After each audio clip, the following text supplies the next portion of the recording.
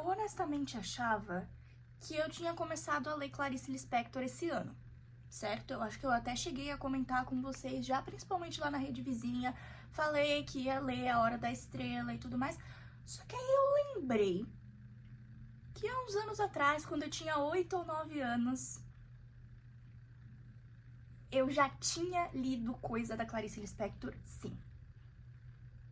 Ai, Bel, nossa, mas com essa idade você já começou a ler aqueles livros difíceis? Pois é, não. A Clarice que eu conhecia antes não é a mesma que eu conheço agora. E talvez nem será a mesma daqui a 10 anos, quando eu tiver adulta. Ficou curioso? Então vem comigo que hoje eu vou te mostrar tudo sobre como Clarice Lispector entrou na minha vida e como ela pode entrar na sua também. Olá, pequenos e grandes leitores, como vão vocês? Pra quem ainda não me conhece, eu sou a Bel, eu tenho 14 anos e hoje eu vou mostrar pra vocês, vou falar de uma escritora que eu caí no feitiço e agora não tem mais volta. E é isso, né? Estou falando de ninguém mais, ninguém menos que Clarice Lispector, uma das principais escritoras brasileiras, que na verdade não era brasileira, ela nasceu na Ucrânia, mas sempre se considerou brasileira e escreveu várias obras muito, muito, muito importantes na literatura modernista. Eu acho que é isso, ainda não cheguei nessa parte na escola, mas eu acho que é isso. Depois, se vocês quiserem, esse vídeo vai ser focado mais na minha trajetória, lendo os livros da autora, mais em como ela entrou no meu universo de leitura, do que em uma biografia, uma coisa mais técnica mesmo. Então, se vocês quiserem um vídeo assim, parecido com o que eu fiz da Jane Austen, tudo que você precisa saber sobre ela, comentem aqui embaixo que eu posso ver de trazer pra vocês. Quando eu já tiver com mais tempo, né? Porque hoje é dia 7 de junho. Então, na data que eu estou gravando, né? Dia 7 de junho. E eu vou entrar de férias em breve. As férias de julho já estão chegando, ainda bem. Então eu vou ter muito mais tempo pra trabalhar aqui nos meus conteúdos, pra estruturar os meus vídeos, gravar vídeos mais complexos, ler uns livros mais complexos que eu tô gravando, ó. Tô deixando aqui pra ler durante as férias, quando eu tô com a cabeça mais tranquila. Tá difícil hoje minha dicção, hein? Quando eu tô com a cabeça mais tranquila, consigo me concentrar melhor. Então, se vocês quiserem, comentem aqui embaixo que eu posso ver de trazer, de pelo menos montar aí um roteirinho pra vocês. Sem mais delongas, vamos começar, né? Afinal, como é que Clarice Lispector entrou na minha vida? Spoiler, acho que vocês já até viram nessa introdução, foi muito antes do que eu achava. Venham comigo, mas... Pera. Vocês têm que fazer o cadastro, né? Faz o cadastro aqui no canal. Deixa o like, se inscreve, compartilha esse vídeo com seus amigos e me segue lá na Rede Vizinha para mais indicações. Muito bem, cadastro feito, podem entrar. Como eu já disse para vocês na introdução do vídeo, eu achava que eu tinha começado a ler Clarice Lispector apenas este ano. Mas a verdade é que fuçando aqui a minha estante e lembrando também de umas coisas antigas que eu falei pra vocês e que eu gravei quando eu era bem pequenininha. Quem aqui é dessa época? De quando eu gravava aqui pra vocês bem pequenininha, com 9, 10 aninhos. Então, quero saber, comenta aqui embaixo que eu quero saber quem é das antigas e quem chegou agora. Aliás, comenta aqui há quanto tempo você tá aqui no canal me assistindo. Eu lembrei que muito antes de ler esse ano A Hora da Estrela, eu já tinha lido os contos infantis da Clarice Lispector. Sim, ela já escreveu para crianças. Eu tenho esse livro aqui, essa edição maravilhosa, lindíssima, da editora Rocco, Quase de Verdade e Outros Contos. São, se eu não me engano, 4 ou 5 histórias. Ó, deixa eu ver aqui, isso.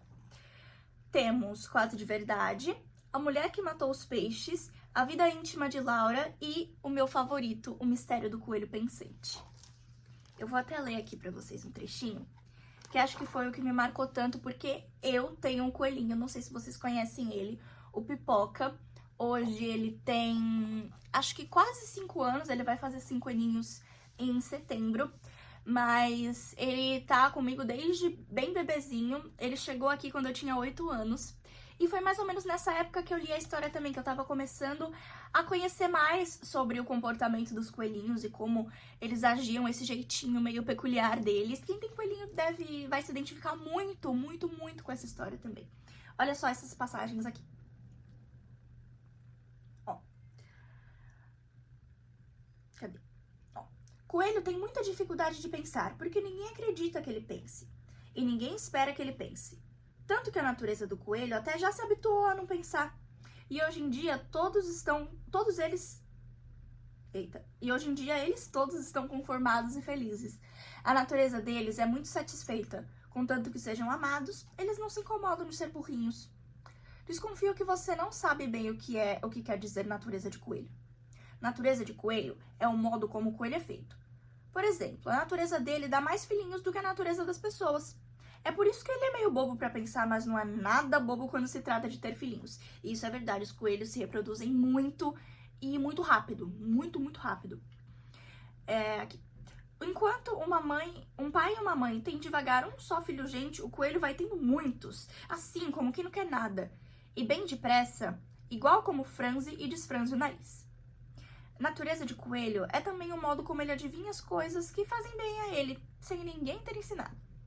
Natureza de coelho é também o modo que ele tem de se agitar na vida. Como eu ia contando, Joãozinho começou a trabalhar na ideia.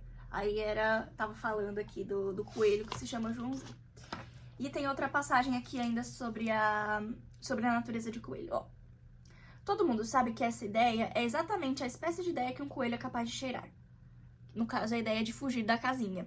Pois a natureza dele só é esperta para as coisas que ele precisa. E isso é a verdade mais verdadeira da natureza dos coelhos. É impressionante. O Pipoca se faz de sonso muitas vezes, mas na verdade ele é muito do espertinho pro que é conveniente para ele, pro que é do interesse dele. Ele é muito do esperto para subir a escada quando não deve, para comer comida que não deve, pegar comida do chão, para escapar para a sala. Essas coisas assim, ele é muito esperto. Ele sabe até disfarçar.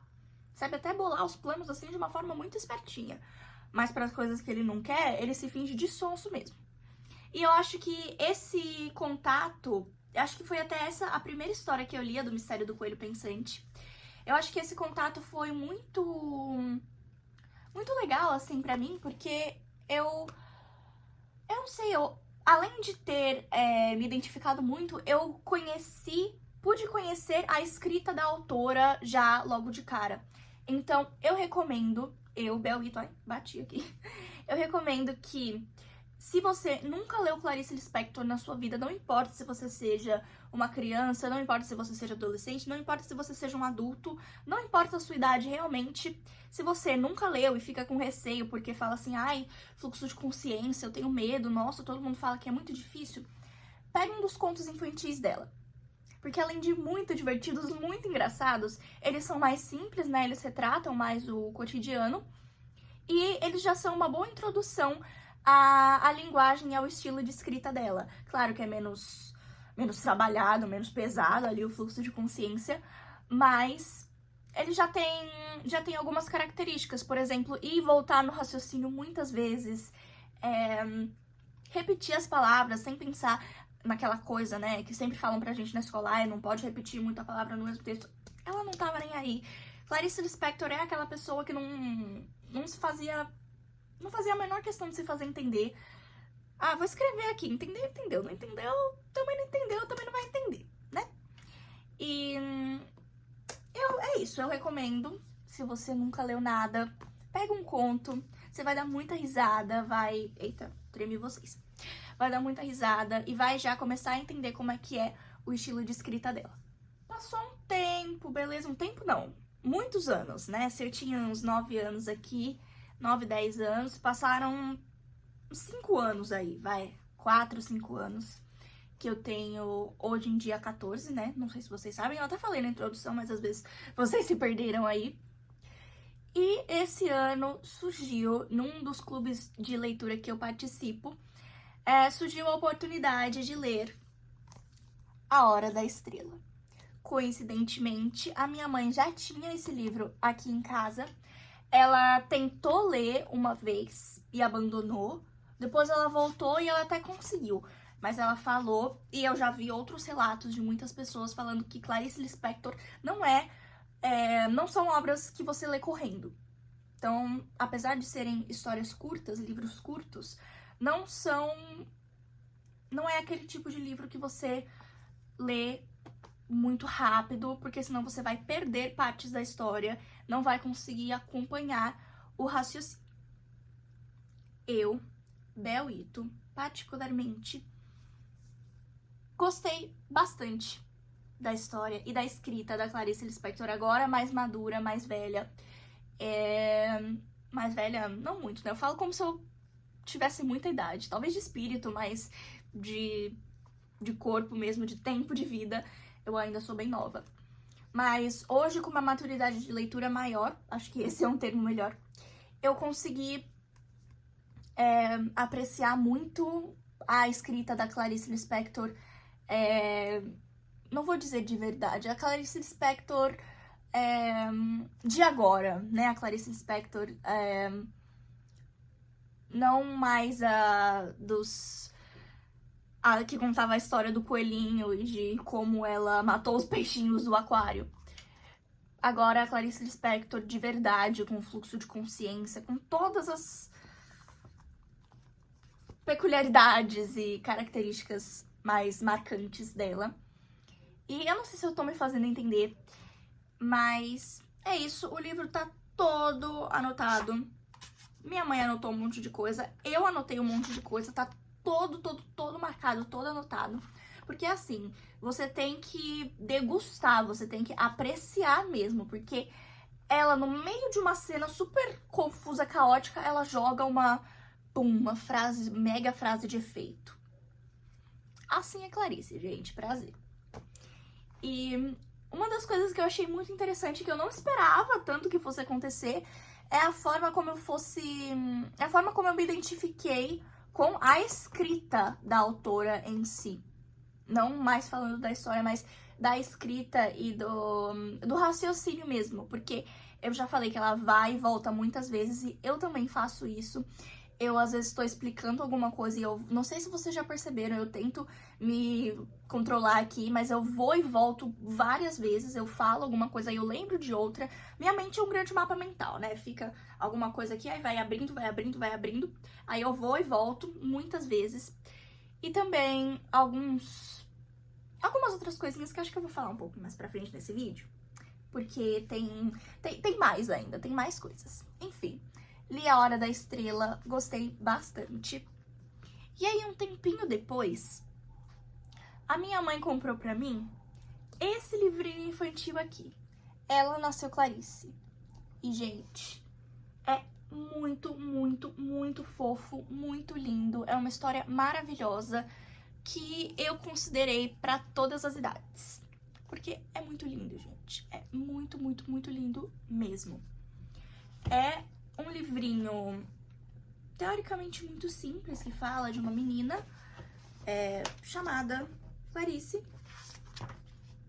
que sempre gostou muito de livros e tem muitas, muitas, muitas referências literárias incríveis, muito, muito, muito incríveis, que eu reconheci várias, inclusive, até que chegou na Clarice Lispector, que seria a referência principal aqui, com o livro Felicidade Clandestina.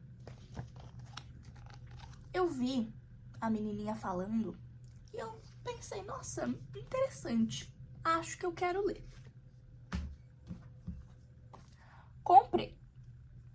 Comprei e li. São contos, né, contos curtos, que foram escritos pela Clarice quando ela foi chamada por um jornal para escrever crônicas.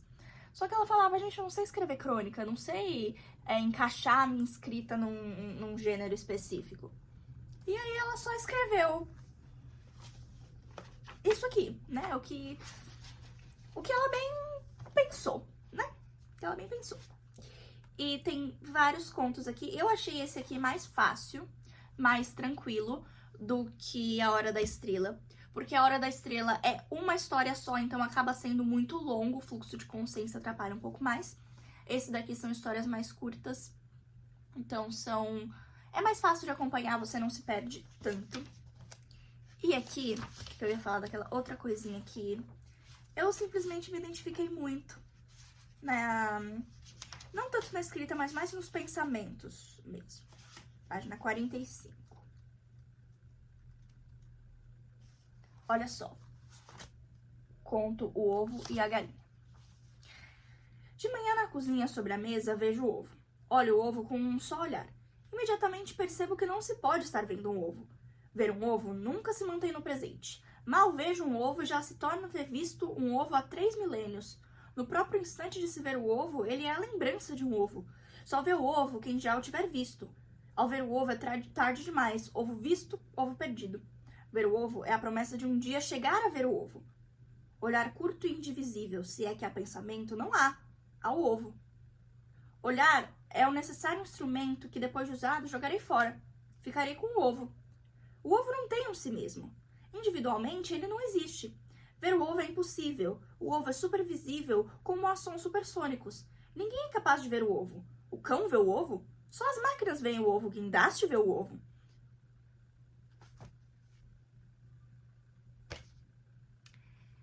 Se eu contar pra vocês que esse tipo de pensamento, essas coisas assim muito doidas, muito mirabolantes, é o que se passa na minha cabeça às vezes quando eu acordo de madrugada, perco o sono de madrugada. Ou mesmo tô em momentos aleatórios, às vezes eu tô sentada só pensando na vida, ou então fazendo alguma coisa, às vezes durante prova, até me dá uma raiva quando isso acontece, eu fico com esses pensamentos aleatórios quando eu preciso resolver ali uma função quadrática.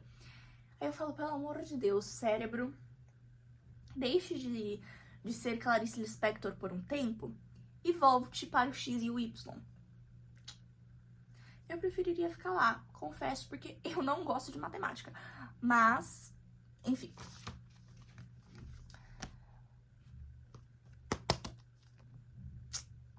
É isso, gente. Maravilhoso, muito bom. E junto com esse... Até me perdi aqui na história do ovo e da galinha. Junto com esse, eu também comprei este daqui, Sentir um Pensamento, que eu ainda não mexi nele, mas ele é de frases e reflexões para 52 semanas do ano. Então, olha que lindo. Essas flores. Ele tem... Você abre. Ele tem uma citação. É preciso não ter medo de criar. Isso é verdade. E aqui um espacinho para você preencher, ó. O impulso primitivo da criação está dentro de nós. Para que possamos voltar a criar livremente, como as crianças que fomos um dia, é preciso aprender a lidar com o medo do julgamento e da rejeição. Nossa. Lê o meu pensamento.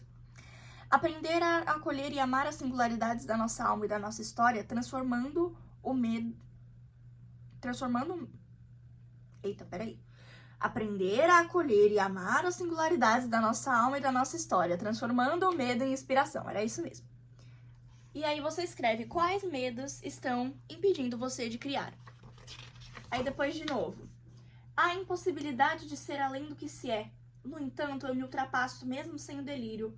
Sou mais do que eu quase normalmente. Gente, essa mulher leu os meus pensamentos antes mesmo de eu pisar os pés na terra. Antes mesmo da minha mãe pisar os pés na terra. Gente, eu estou chocada, de verdade. E apesar de eu já ter percebido isso muitas outras vezes, o choque nunca passa.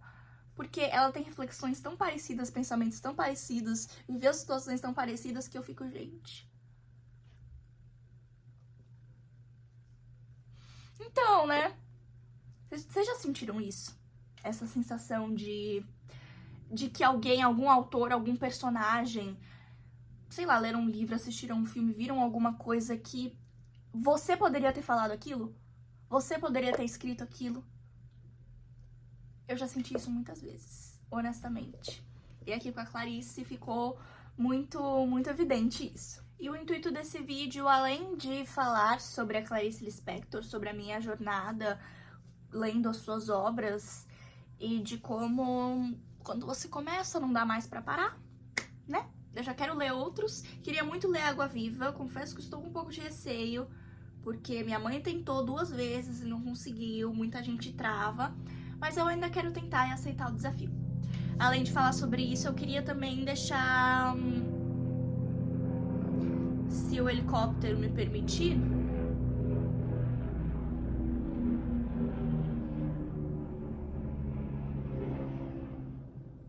Não é um helicóptero, é um avião, na verdade. Obrigada de nada. Queria também deixar um recado que às vezes a gente tem, principalmente com esses autores mais difíceis, considerados mais densos, mais complicados, a gente tem tanto medo de começar a ler, de pegar um livro dele, nem que seja sei lá, um poema, um conto, uma história mais curta, e ler. A gente fica sempre esperando o momento certo, né? Ai, eu preciso estar pronto, eu preciso ter um intelecto muito bem desenvolvido, senão eu não vou ler, não vou conseguir. Quando na verdade não é bem assim. Na verdade, muitas vezes, mesmo sem perceber, os autores crescem com a gente, como o que aconteceu comigo com a Clarice Lispector. Eu tive o primeiro contato quando eu era criança e sempre lembrava das histórias, eu lembrava com muita frequência. Pode acontecer com você também, talvez você tenha crescido ouvindo seus pais ou algum familiar, algum amigo conhecido falando sobre determinado autor, lendo os poemas de determinado poeta, comentando sobre as histórias, as leituras, e sem perceber você já conhece muito mais do que você imagina. Fora que eu acho que a gente não devia ter medo de terminar um livro se sentindo burro. Já aconteceu comigo muitas vezes. Eu pensar, gente, é um uso das figuras de linguagem tão complexo, tão bem pensado, uma linguagem tão rebuscada, tão erudita, sofisticada, que eu fico, gente, eu sendo escritora não conseguiria. Honestamente. Eu sou escritora, gente, vocês sabiam? Ó, meu livrinho. E prometo que não tem vai e volta de raciocínio aqui, tá? Fica aí. Mas é isso. Eu acho que se você tem curiosidade de ler Clarice Lispector, leia, nem que seja começando por um conto infantil. Leia porque é uma experiência muito legal. Tem umas... sei lá, é só incrível. Só quem já leu sabe. E é isso, gente. Espero que vocês tenham gostado desse vídeo. Novamente, comentem aqui embaixo se vocês querem um vídeo mais denso, mais detalhado, com uma biografia mais completa da Clarice falando sobre a sua vida e as suas obras, igual eu fiz com a Jane Austen há um tempinho atrás. E até a próxima!